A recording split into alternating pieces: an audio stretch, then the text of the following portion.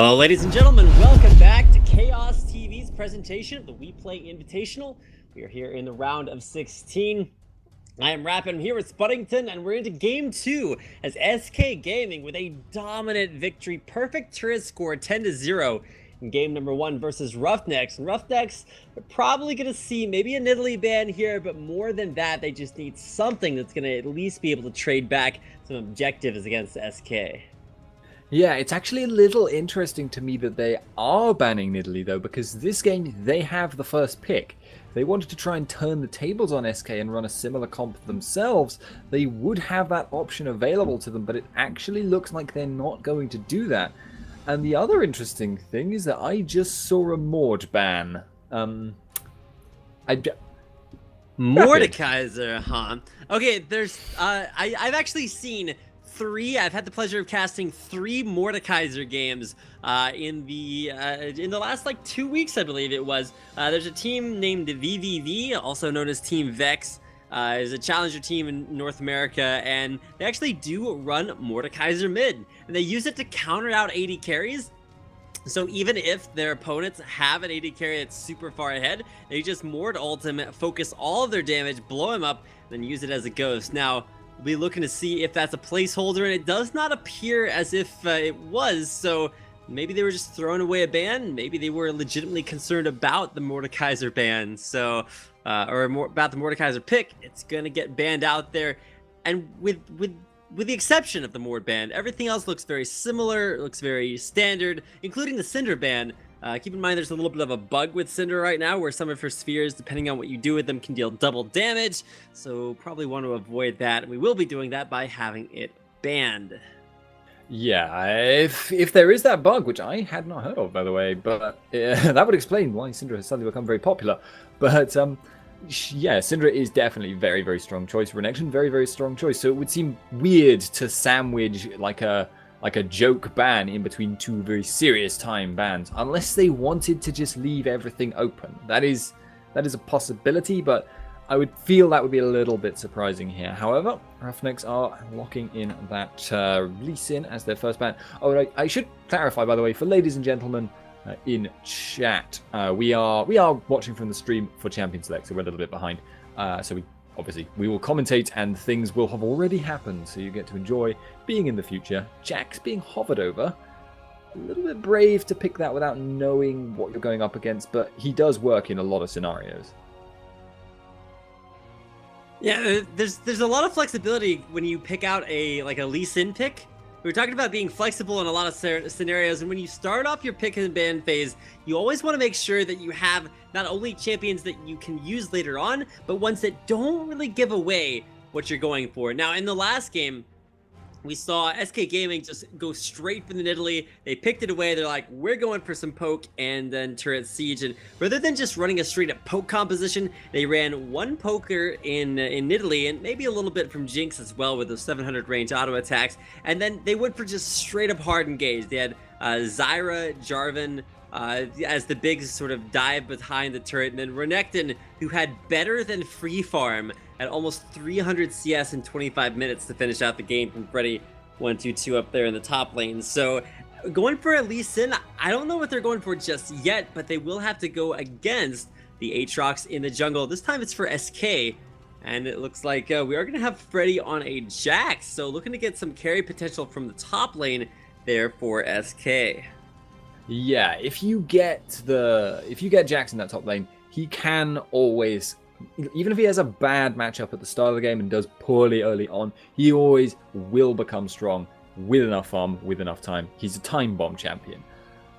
Thing is, obviously, you do have all the time in the world in RoughNeX situation to counter him out, but I would be interested to see what they would choose to do that, considering that Renekton is already banned out, considering Shyvana is already banned out.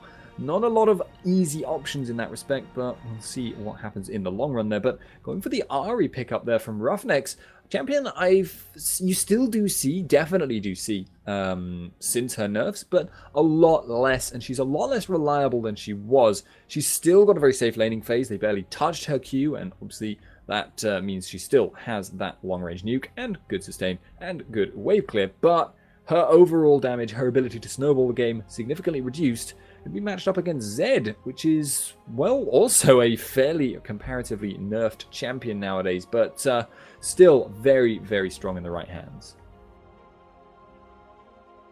Yeah, absolutely. And while we don't see a lot of Zeds anymore, just because they did change him around just a little bit, still think he's a very, very strong choice. And we've actually seen him a couple times in OGN as well, as sort of the last bastion of hope for those assassins in the mid lane who are starting to kind of fall on some rough times. The way that his Living Shadows work has been changed a little bit, but he will be going up against an Ahri, and especially as Tyrannus locks that in, I'm kind of questioning this Ahri pick, because when you're Zed, you just jump on her, and unless Ahri lands the charm, probably going to have a bad time. Either that or be forced to use what is a very mobility granting ultimate.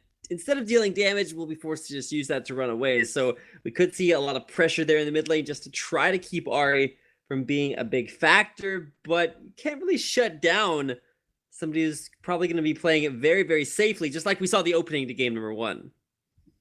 Yeah, RoughNeX were kind of forced to pick Ahri based on the fact they didn't know what they were up against, and there were a lot of really powerful options open to SK.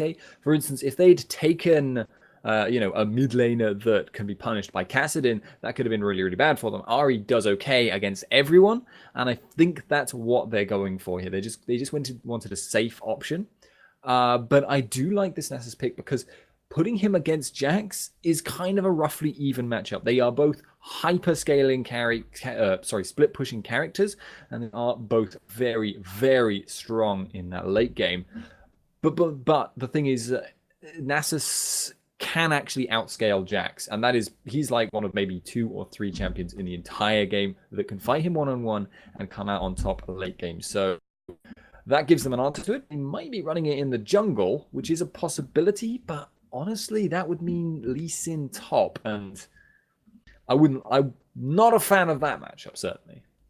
Yeah, saying something that outscales Jax is probably not a sentence that you use all that often either. And actually switching things up. All right, okay. I'm used to players being lined up, and no, it is going to be pretty standard lane matchup.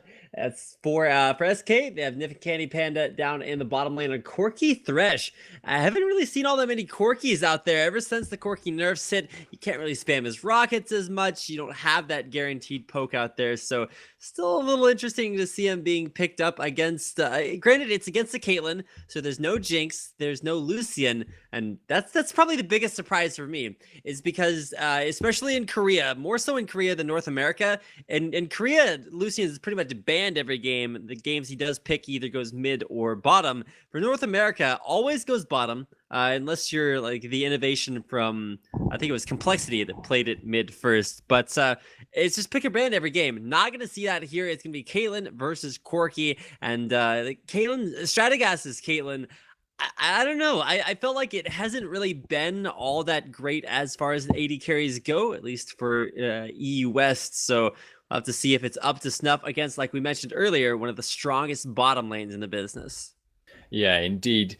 I've got to say, though, Caitlyn is generally fairly good against Corki, so maybe they do have better odds last game, because last game they were running up against Jinx, who is considered to be fairly solid as, no one beats Caitlyn in lane, but as one who will, outfight her and have some real strength that she does not have herself. So regardless though, guys, we are going to be going into a quick commercial break. We are loading the game, I think, as we speak, or at least the delay timer is ticking. I can't tell. I'm on the stream. So, ladies and gentlemen, after this break, we will be in with the game.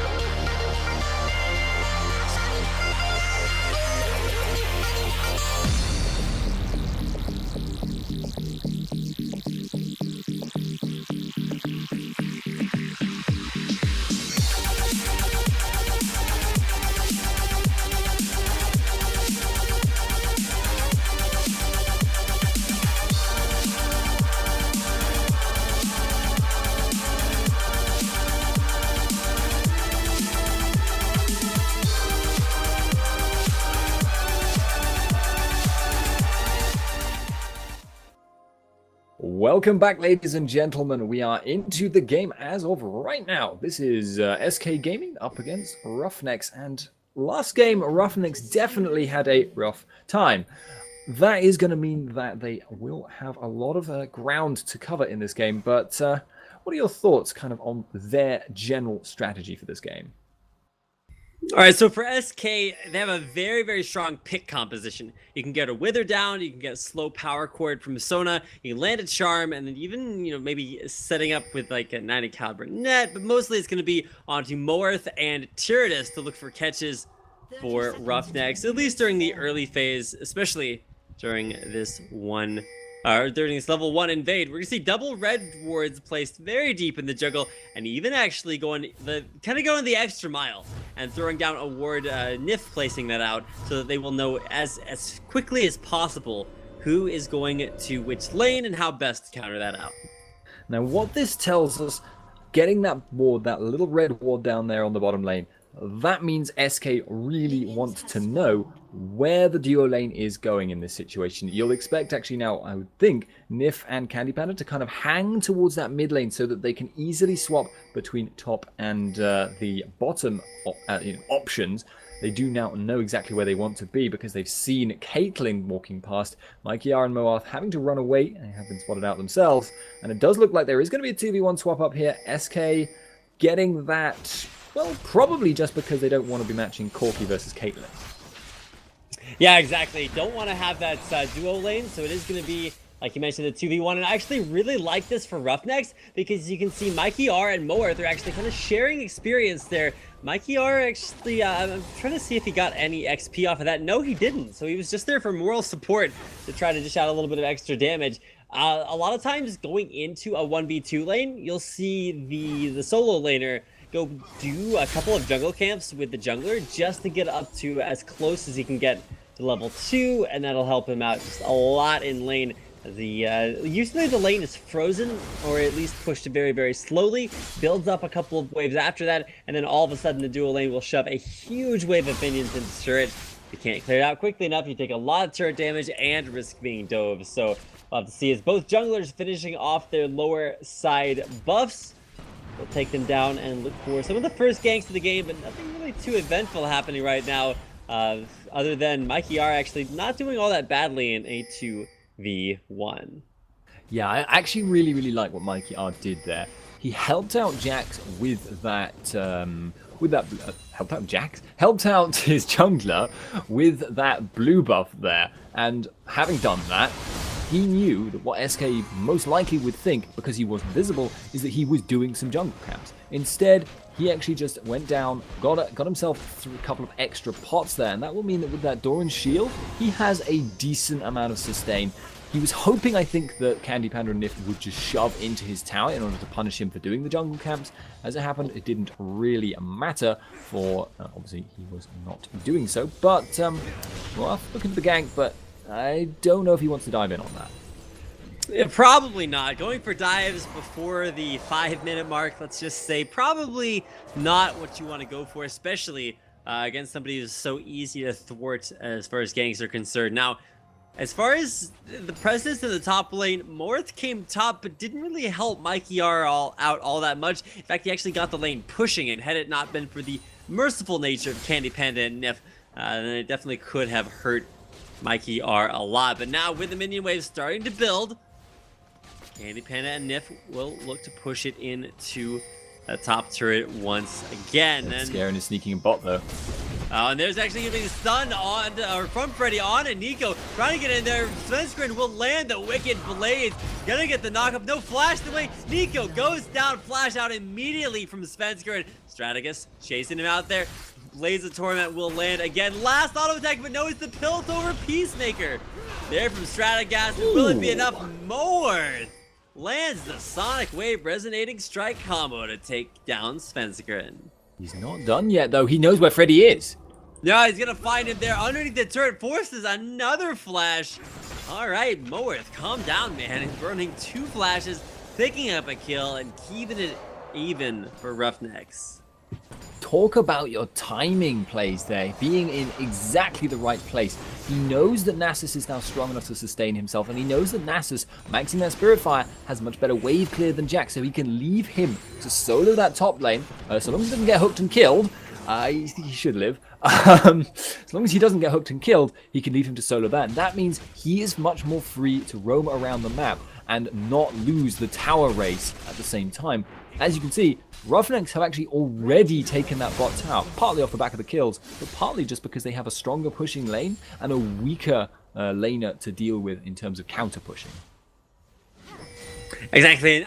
That's not going to be that big a deal right now. It's really going to come in around the level 6, level 7 when you look for very strong spells to do that pushing that you were talking about, as well as the all-in potential from Jesse's on to Tyranids. Now, Tyranids has a huge wave, including a cannon minion, going on to Jesse's turret, so should look for some harass underneath the turret, maybe attempting to land a charm or two. Junglers have been jungling for the most part. We did see one successful gank in the bottom lane there for Moerth. Did in fact wind up with his untimely, or I guess very timely presence down there. The only death of the game for RoughNeX has come at the hands of Nico, who died bottom lane though. So I actually like the way things are going for RoughNeX pretty well. They are going to continue to have this 2v1.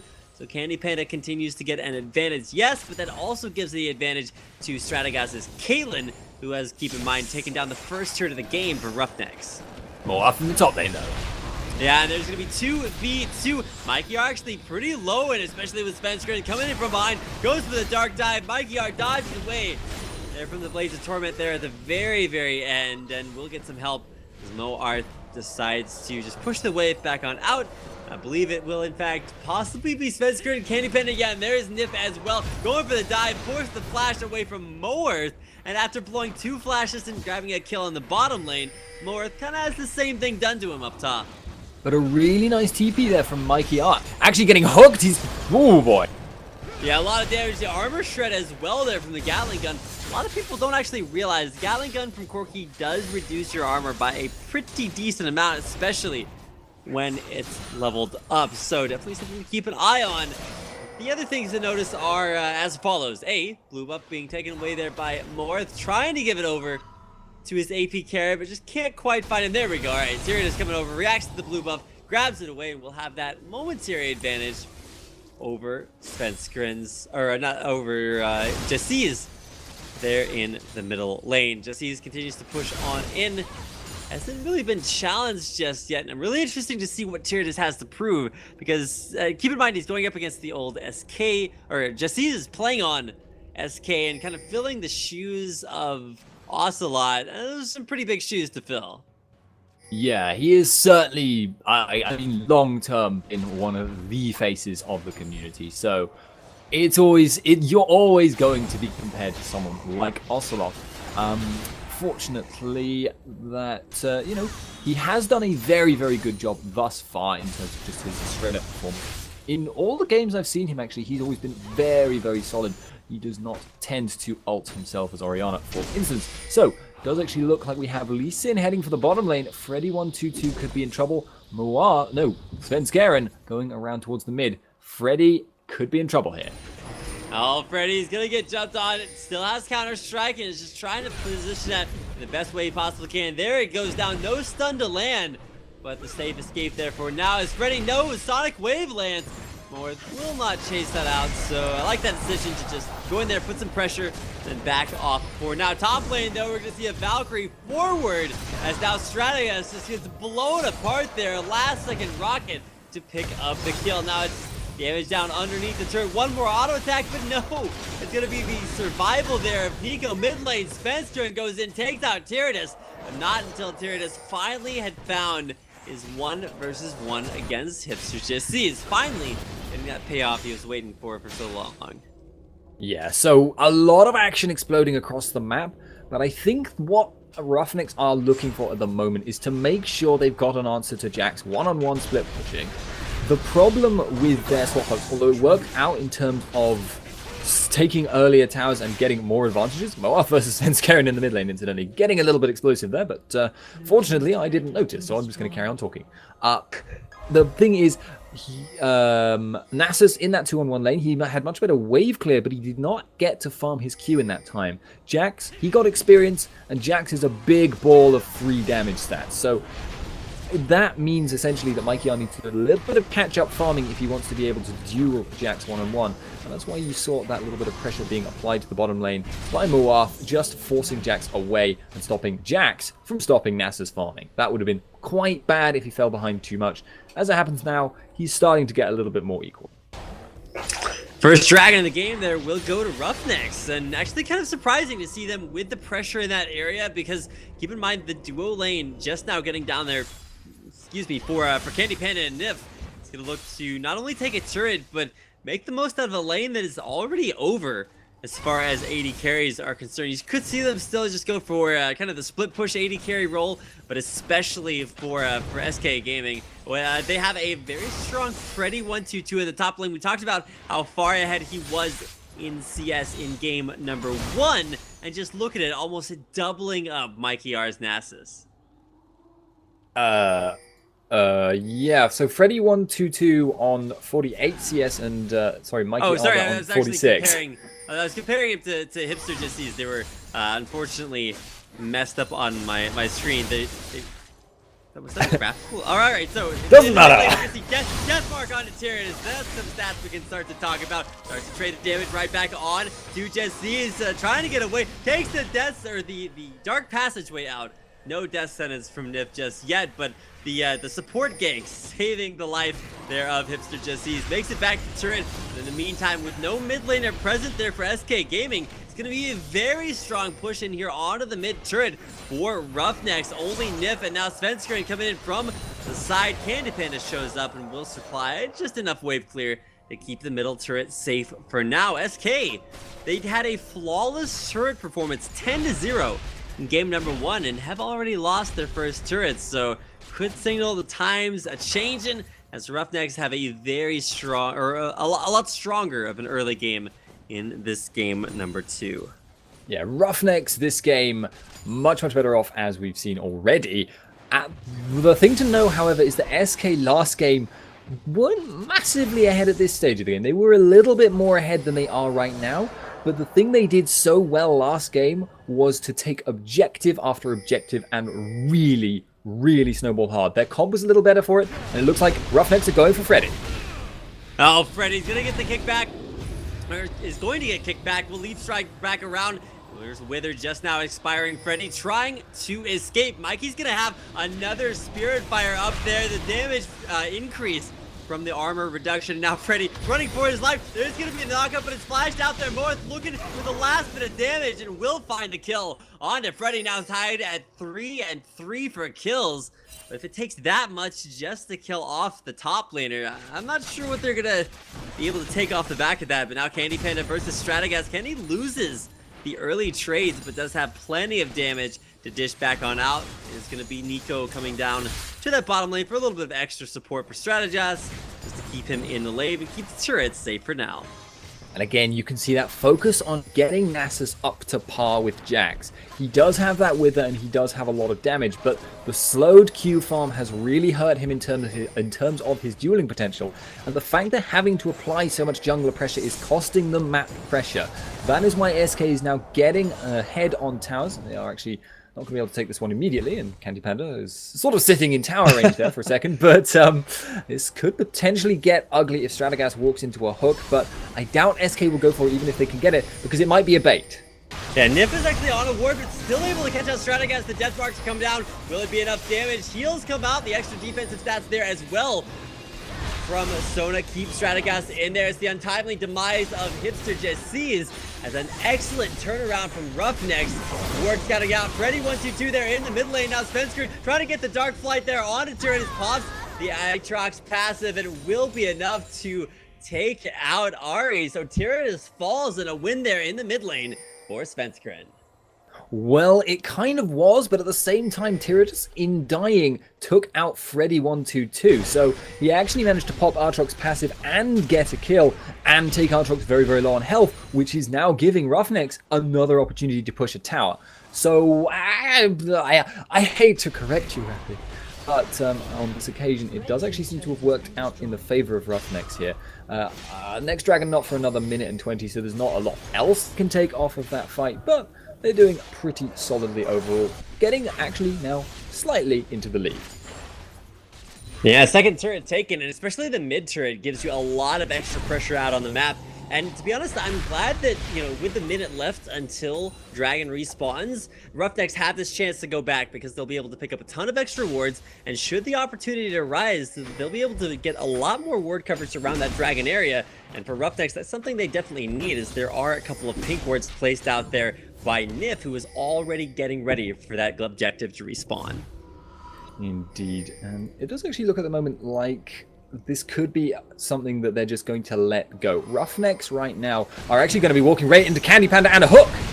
Oh my goodness, the burst right there is going to be Stratagas, the first casualty as Nif takes him out. Now it is Morth getting down to Candy Panda, lands the Sonic Wave, no resonating strike to follow as Candy just bursts him down. On the other side, it's Mikey R chasing on to Nif, no taunt to land. Now that's the damage coming in from Nico. There's the damage from the Orb of Deception as Tyranid is able to pick up the 6th kill of the game for RoughNeX and trades out in a 2-for-1.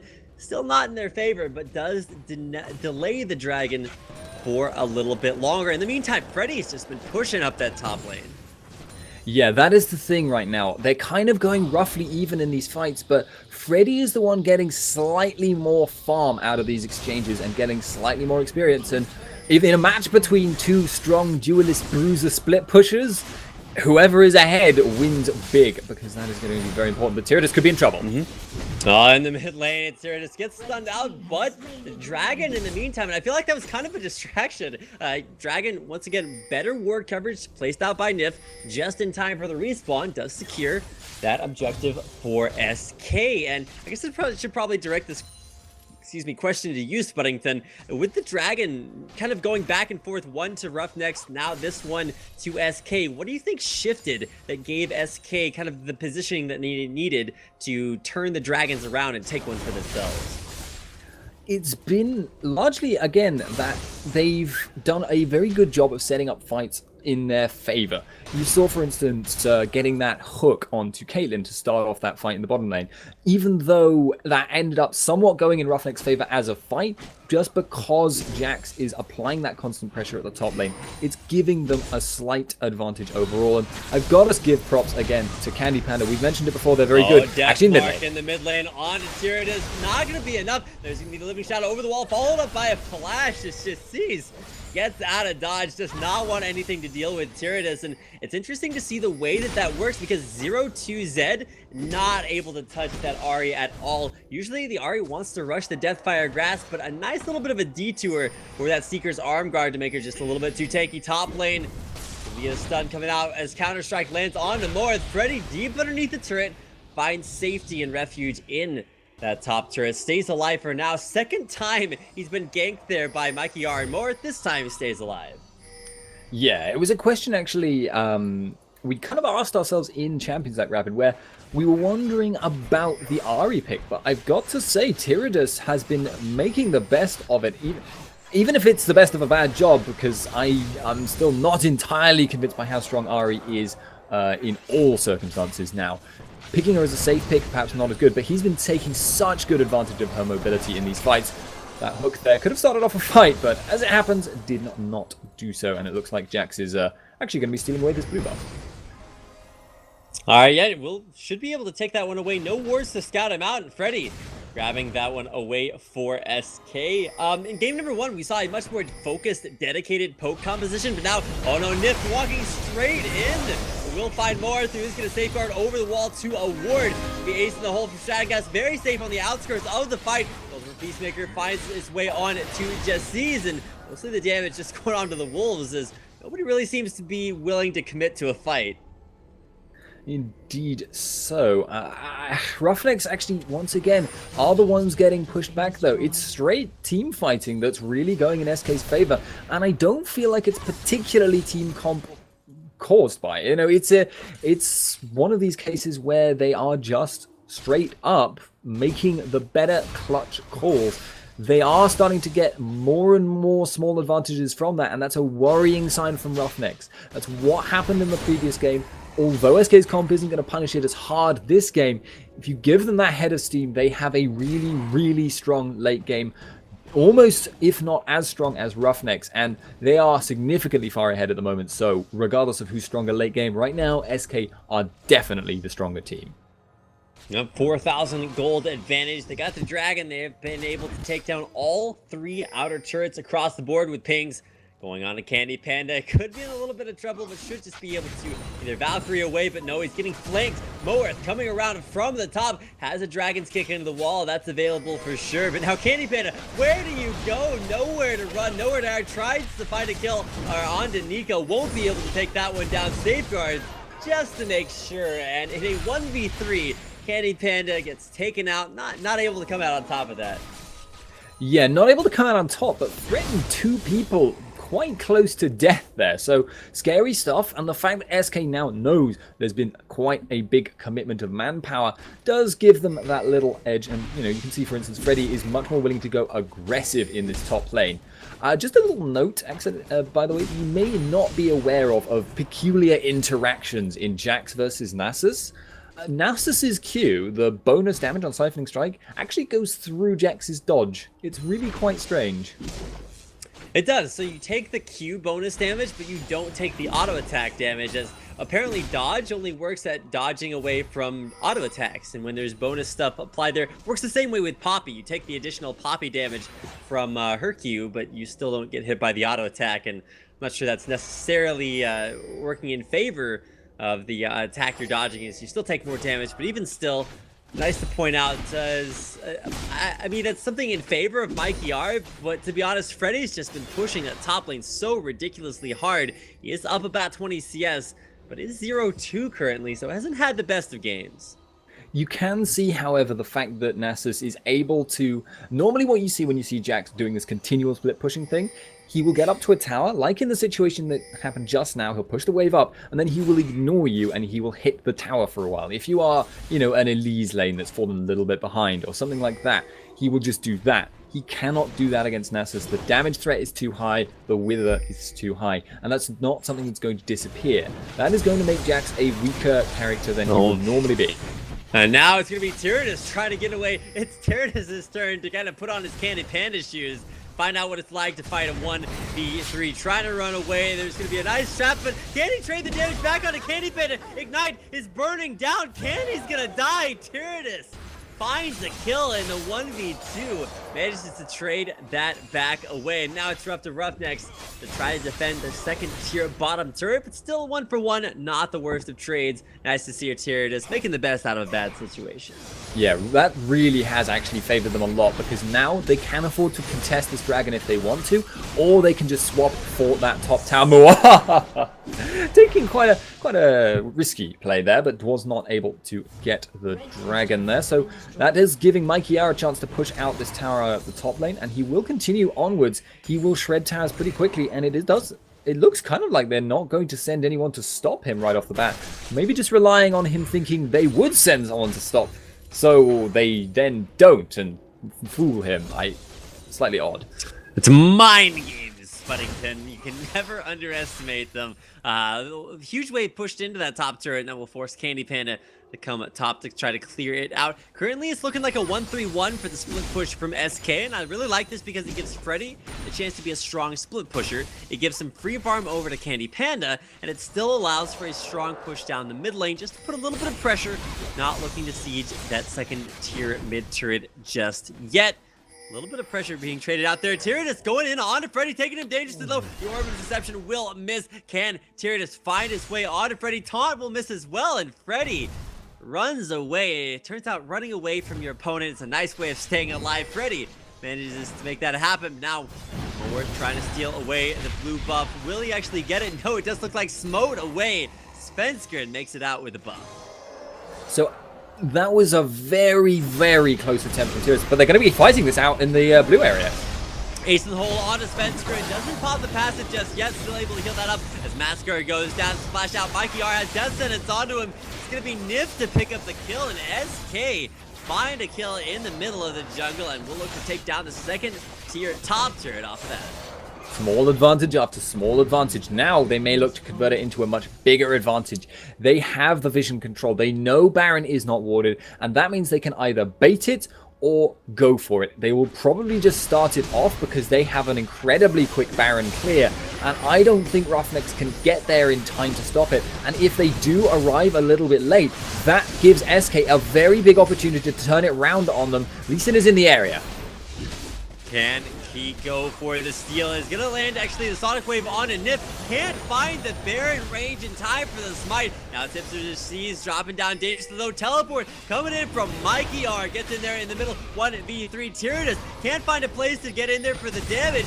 Tries to get in onto Candy Panda, who expertly dodges the charm to resist a little bit of the damage. Is it going to be enough? The Dark Passage comes out, not able to get clicked on the Lantern, and so Nip makes it out somewhat alone. Does have Spencer, and they're not really looking for too much of a red buff steal, but it's still a Baron buff on 4 for SK. Yeah, 4-man Baron. Now RoughNeX need to take an advantage. They know that there are a lot of people down on low health. That means they could take a tower off it, but even if they do, it's probably not going to equalize completely. Play from Nif keeps things a little bit more passive. You can see every single time Mikey R walks up to the turret, it's a siphoning strike and a chunk it down. Just huge turret damage. Will take down the 4th turret of the game to tie it up in turrets for RoughNeX. Yeah, indeed, they are tied on turrets, and they're still not out of this yet. But it just feels like SK have that little bit more control over the way it's going. However, this is going to be a game where I feel Caitlyn's power curve may start to come into it as the game goes on. Zed is obviously a very strong late game champion. Jax is obviously a very strong late game champion. Aatrox is a very strong late game champion, but the key difference between the two comps is going to be in the AD carries. Corki is burstier, he has better wave clear, better escape, but late game, super late game, defending against very heavy diving, Caitlyn is pretty much unsurpassed, short of characters like Tristana, who isn't really a fair comparison because she is completely broken late game. Yeah, absolutely. I don't think... I'm trying to think of a better late game champions than like a 6-item Trist, and it's like, I don't know, maybe Kog'Maw, but even still, the mobility from Rocket Jump's just a little bit too much to handle. Push down the middle lane. Now it's a 4-1 split push, and I like this a lot better because it forces Mikey R to go to that top lane to try to stop the push from Freddy, as now grouping up around the mid. SK looking to put some pressure onto the second middle turret. Charm on a Nip gets blown up from over the wall. It's Stratagas with the kill, and now Tyrannus looking to find some more damage onto Spencer. He gets slowed out there with a power core. The insect from Moen kicks it back into the Aatrox passive. Up there will make it out of the team fight alive, but now the damage on the Hipster just sees. He's fighting 1v4, gets chunked out there. Moeth very low and Tyrannus low in the back. Stay there for now. Candy Panda very, very high hit points and high damage as well. Looking to trade that back on to Nico, who out of mana will be forced out of there as well. Nice blocking there from the teleport in by Mikey R. No, not the teleport, just the team fight presence for Mikey R. But I don't know if that's necessarily Moerth. Not sure he necessarily meant to hit the second part of that Q, but off of being very, very low, no one to defend the secondary mid turret will finally go to SK. A serious case of Lee syndrome.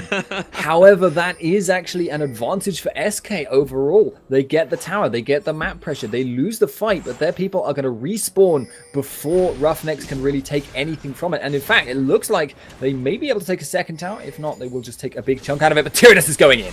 Oh, DFG right there on the Spencer. You can see he hits Spencer with the DFG, but knows that he might be able to finish him off afterwards. And because Candy Panda is obviously the much higher priority target. Oh, there's the ace in the hole. Does not find the kill on the Spencer. Use the Dark Flight. Should be safe for now. More still looking for the chase. Will not be able to find it.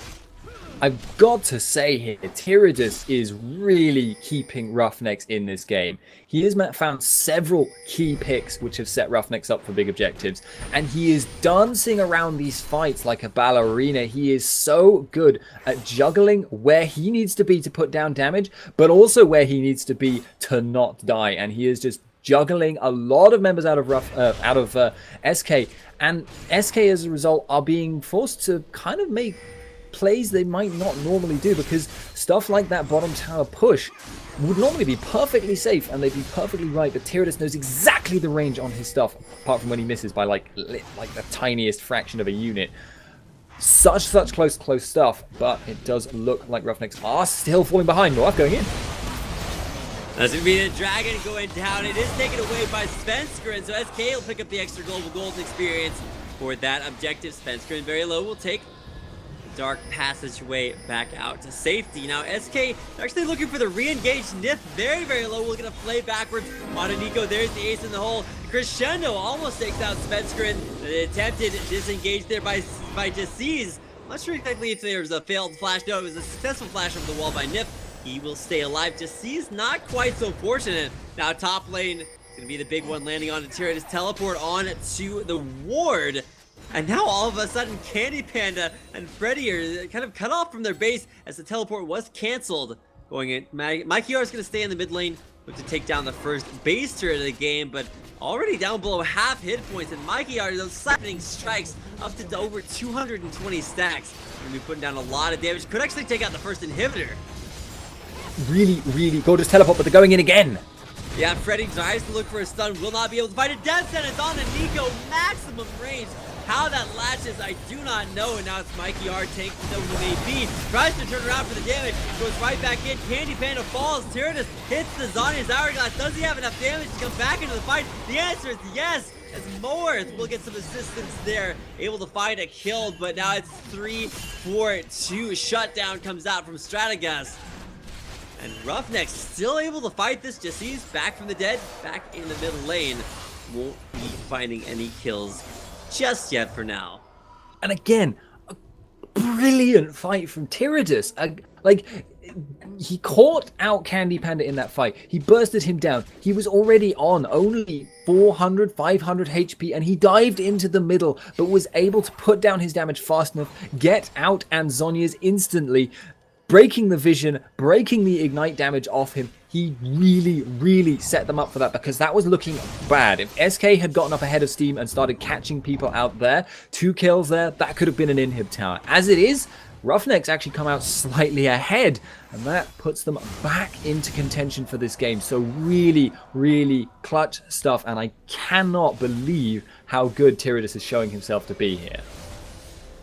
I believe there was a question posed earlier on a particularly poignant Reddit thread asking what on earth D-Man can believe. I think it's interesting to see how many things you just look at and you're like, there is no possible way that happens, and it just happens. That's one of the amazing things about not only just League of Legends, but to some extent this series, as RoughNeX fighting just tooth and nail to try to come back to that. And it seems like every single fight, much to my own disbelief, Tyrannus just has the perfect range on his skills. You touched on this earlier, Spuddington, just able to just barely hit the tips of taunts, of orbs of deception, and just get down just enough damage. That time he got into the fight, got an assassination, hit Zhonya's immediately, re-entered the fight and helped Moorth pick up another kill. And from there on out, it was a nice turnaround as RoughNeX continue to win out these fights. It's going to be a Guardian Angel now just purchased for Hipster Just Sees. How do you think that's going to change this next team fight, Spuddington? I've got to say here, Rapid, like, GA is not going to change that much for Zed, because yes, it will mean he can dive in more aggressively, but thus far it hasn't really been Stratagas that's been the major threat, and Tyrannus is still going to have his mobility and his Zhonya's to keep himself away. It will make Zed more of a threat, but Zed thus far not having the best game, and Tyrannus, I would find it hard to believe that he would get assassinated by Zed just because of how perfectly he's been playing so far. However, SK are still in the lead on gold. They are still in the lead in terms of map control. And it looks like they are going to set up for this Baron. Remember how fast their Baron clear was last time. Nico, don't walk in! Almost face checks into that. Will get taken out by a Dark Flight Svenskeren. Catches him out there. Now Stratagas forced the flash away barrier as well. Both summoners down. Makes it out alive, but just completely a non-presence there in the team fight. And with Baron available and an Oracle's Elixir on Nip to clear out the vision from the pit, it will be SK starting up onto their first Baron of the game. Oh, Moorth is going around. Moorth looking for the steal. He wants it. quite. He's not having it. Valkyrie over the wall is gonna look for the ward jump in, but throws one down to the other direction. Tries to flash into the pit, does not find it, and doesn't get much more free and clear than that. The red team of SK Gaming take down Baron Nashor, and now will look to counter push their mid lane, but also for a very strong push against RoughNeX. Yeah, lovely little decision making there by SK, but Stratagas is farming wolves. Good odds for survival. It's literally surrounded by SK at the wolf camp there. So that is really, really bad now, because that means 5 on 3. That is a potential dive unless Tyrannus can do something amazing, but he cannot. He missed. Rapid, he missed. I don't know what to do. I don't believe it. It signals dark days for RoughNeX when their strongest member Tyrannus starts missing some skills.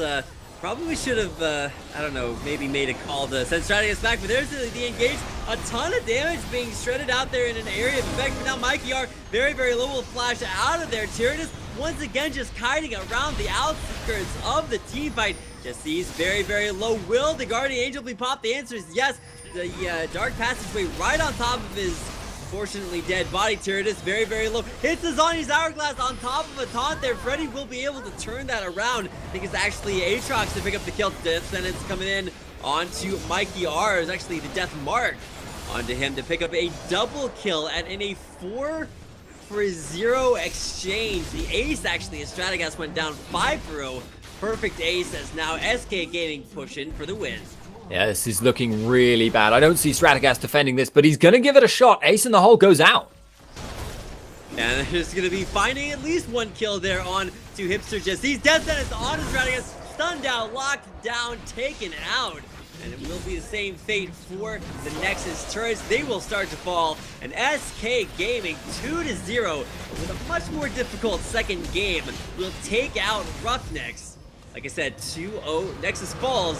SK Gaming are victorious.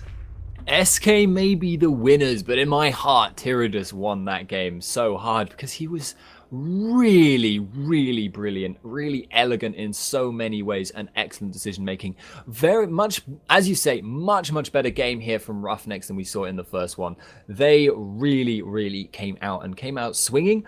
Unfortunately, to my mind, it was mostly just SK as individuals were better. The calls, the playmaking across the board, kind of quite similar between all, both of the teams. They made very similar styles of objective pushes and all the rest of it. But you saw stuff like Candy Panda turning around, or nearly turning around that 3-on-1. That kind of thing. The only time you would see that from RoughNeX was Tyrannus. He did it a lot, but there's only so much one man can do, and a lot of SK's players were really making the plays. Regardless though, guys, as Rapid has already said, that is the 2-0 victory in this best of 3 series, and a very fun series it was to watch. But we do have another best of 3 coming up later on. I believe it is scheduled to start in an hour and 10, if I'm not wrong. I believe it is an hour, and so if you guys want to stick around, to encourage you to do that, it's going to be H2K Gaming taking on Faculty. Or no, that's actually the wrong matchup. They should be going up against Copenhagen Wolves, if I'm not mistaken. I'm gonna get schedules. All right, it is H2K and Faculty. A little bit of a graphical mishap there, but yeah, H2K taking on Faculty. We'll have that game coming your way in just over an hour, I believe. We're going to double check that and get back to you on that one. But either way, H2K and Faculty will be playing in the next best of 3 in the Weplay LOL Invitational coming up next.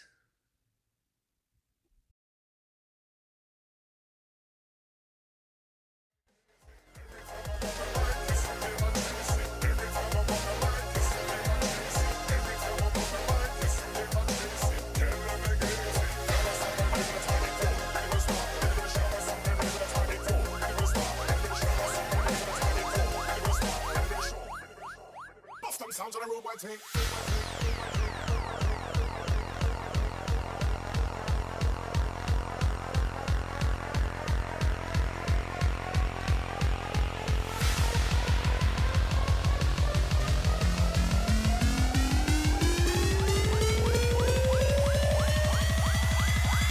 Sounds on a robot tank.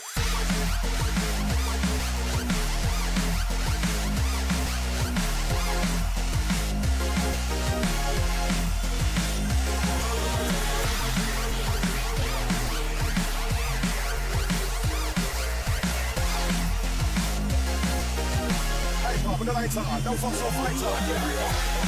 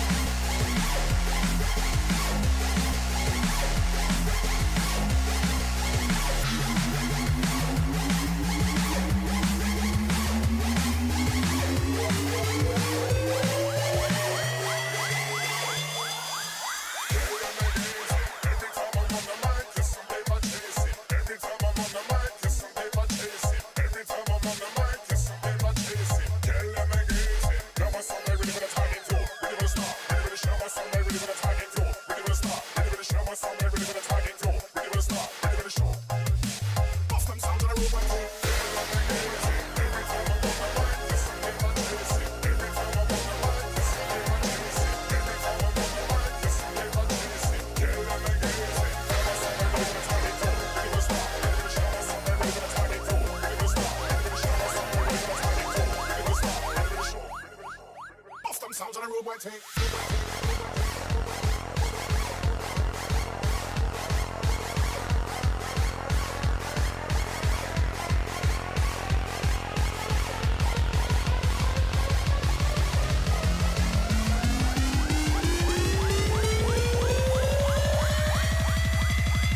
Sounds on the trust them.